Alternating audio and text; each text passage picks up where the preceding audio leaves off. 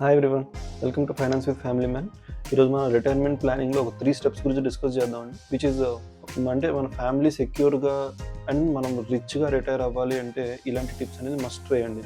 First step వచ్చేసి small SIPs start చేయండి. అంటే బేర్ మినిమంగా ఒక 3,000 పర్ మంత్ ఈక్విటీ మ్యూచువల్ ఫండ్లో ఇన్వెస్ట్ చేయడం వల్ల 12% రిటర్న్స్ ఎక్స్పెక్ట్ చేసినా కూడా 25 ఇయర్స్లో మనం 1 crore అనేది కంప్లీట్ చేస్తాం.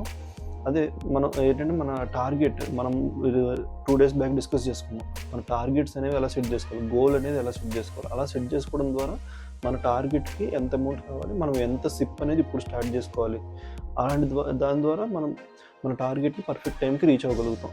ఓకే, దీన్ని ఏంటంటే కాంపౌండింగ్ అనేది ఒక 8th wonder of the world అంటారండి. ఎందుకంటే ఆ కాంపౌండింగ్ అనేది చాలా పవర్ఫుల్గా ఎఫెక్ట్ చూపిస్తుంది మన ఇన్వెస్ట్మెంట్స్ మీద. అంతే విధంగా మన టార్గెట్ని అంతే ఈజీగా అచీవ్ చేసేట్టు కూడా చేస్తుంది, రైట్?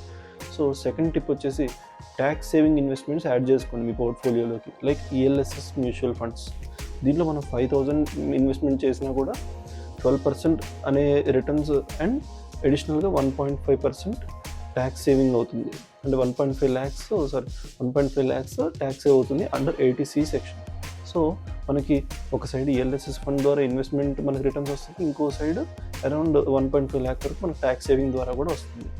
నేను అలాగా ELSS ఫండ్స్లో ఇన్వెస్ట్మెంట్ తోటి around 70 to 80K per month, అదే పర్ యానమ్ ఇన్కమ్ ట్యాక్స్లో సేవ్ చేసుకున్నాను. సో అలా మీరు కూడా ట్రై చేయండి. మీ ట్యాక్స్ ల్యాబ్ని బట్టి ఎంతో కొంత అమౌంట్ ELSS ఫండ్స్ మీద కూడా డైవర్ట్ చేయండి. So it will be definitely beneficial, trust me. Okay, then third step వచ్చేసి రీఇన్వెస్ట్ యువర్ రిటర్న్స్. అంటే మనకి ఫర్ ఎగ్జాంపుల్ ఏ షేర్స్లోనే ఎక్కడో దగ్గర పెట్టాం అనుకుందాం, దాంట్లో మనకి డివిడెండ్స్ వస్తాయి. It is return on investment. So అలాంటి వాటిని కానీ మనకి యాన్యువల్లీ మన ఆఫీస్లోనో లేకపోతే మన బిజినెస్లోనో బోనస్ అమౌంట్ ఎంతో కొంత మిగులుతుంది. మనకి ఆఫీస్ నుంచి బోనస్ అమౌంట్ వస్తుంది. అలా వచ్చిన బోనస్ని మనం ఆల్రెడీ పెట్టిన సిప్స్లోనే మళ్ళీ రీఇన్వెస్ట్ చేయండి. లైక్ వన్ టైం ఇన్వెస్ట్మెంట్లో పెట్టేసేయండి. సో దాని ద్వారా ఏంటంటే అడిషనల్ ఇన్వెస్ట్మెంట్ వల్ల మన టార్గెట్ అనేది ఇంకొంచెం తొందరగా హిట్ అయ్యే ఛాన్సెస్ కూడా ఉంటాయి. ఓకే, అలా చేయండి. 5K అనే సిప్లో 10 yearsలో 15K అనే మన ఇన్వెస్ట్మెంట్ని 5K నుంచి 15Kకి ఇంక్రీజ్ చేస్తే అలా కంటిన్యూ చేసుకుంటూ పోతే మన గ్రోత్ అనేది డబల్ ట్రిపుల్ అయ్యే ఛాన్సెస్ కూడా ఉంటాయి అన్నమాట. లైక్ 25 yearsలో అచీవ్ చేయాల్సింది మేబీ మనం ఇన్వెస్ట్మెంట్స్ పెంచుకుంటూ వెళ్తే మనం 15 to 20 years మధ్యలోనే అచీవ్ చేయగలుగుతాం. Like we are saving that additional 5 to 7 years of waiting time. So అలా ప్లాన్ చేసుకోండి. రియల్ ఎగ్జాంపుల్లో చూసుకుంటే ఒక 75K శాలరీలో మనం 10,000 సేవ్ చేద్దామని పెట్టుకున్నా కూడా దాంట్లో 3,000 రెగ్యులర్ సిప్ ఈక్విటీలో పెట్టండి, ఒక 3,000 ELSSలో పెట్టండి, ఒక 4K అనేది FD, లైక్ మనం ఎప్పుడంటే అప్పుడు బ్రేక్ చేసుకుని FDలో పెట్టుకోండి.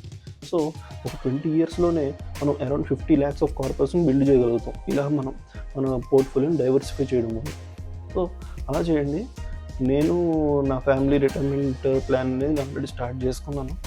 అరౌండ్ మనం ఏంటంటే రిటైర్మెంట్ అనేది 60 yearsకి, బట్ మనం మన టార్గెట్ అమౌంట్ ఎంత అని ఫిక్స్ అవుతాం. ఆ అమౌంట్ని ఎర్లీగానే రీచ్ అవ్వగలిగితే ఆబ్వియస్లీ మనం ఎర్లీగా టార్గెట్ని రీచ్ అయ్యామంటే ఎర్లీగా రిటైర్మెంట్ తీసుకున్నట్టు, రైట్? సో బోనస్గా నేను చెప్పేది ఏంటంటే ఏమైనా మనకు అప్పులు, లోన్స్ ఇలాంటివి ఏమైనా క్లియర్ అయినాయి అనుకోండి, వెంటనే ఆ ఈఎంఐ ఏదైతే కడుతున్నామో ఆ ఈఎంఐ అమౌంట్ని ఇన్వెస్ట్మెంట్స్లోకి డైవర్ట్ చేయండి. దాని ద్వారా మన వెల్త్ అనేది ఇంకా ఎక్కువ జంప్ అవుతుంది, రైట్? సో రిటైర్మెంట్ అంటే రెస్ట్ తీసుకోవడం అండి. ఆ రెస్ట్ తీసుకోవడానికి మనం ఇప్పుడు కొంచెం స్ట్రెస్ తీసుకున్నా పర్లేదు. ఓకే, మన స్మాల్ స్టెప్స్ వేసుకుంటూ వెళ్తేనే బిగ్ రిజల్ట్స్ అనేవి మనకు కనిపిస్తాయి.